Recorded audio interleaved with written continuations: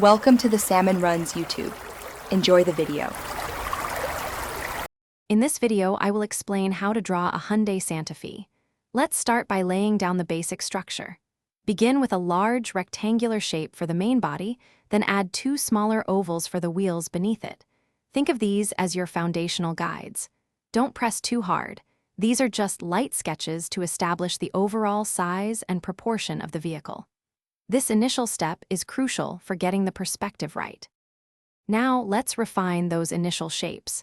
Start to define the car's body lines, paying attention to the sleek curves of the hood and the roofline. Next, add the signature grille, along with the headlights and taillights, which often feature unique designs on the Santa Fe. Don't forget to sketch in the wheel wells and the basic circular forms for the tires. These details bring your drawing to life. Moving on, it's time to add some of the smaller yet important exterior and interior elements. Carefully sketch the side mirrors, door handles, and the frames around the windows. If you want to add more depth, include some visible interior details, such as the seats or dashboard, seen through the glass. Finally, refine the wheels by adding spokes and the textured treads on the tires for a realistic touch. For the final slide, let's bring your drawing to life with shading and finishing touches.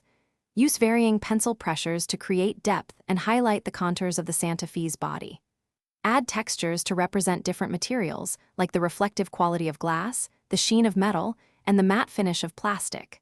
Finally, add those subtle reflections on the windows and bodywork to give it a realistic sheen. And hey, while you're perfecting your art, remember to stay hydrated. You can find a link to the Oala water bottle mentioned earlier, along with other great deals, in the description below.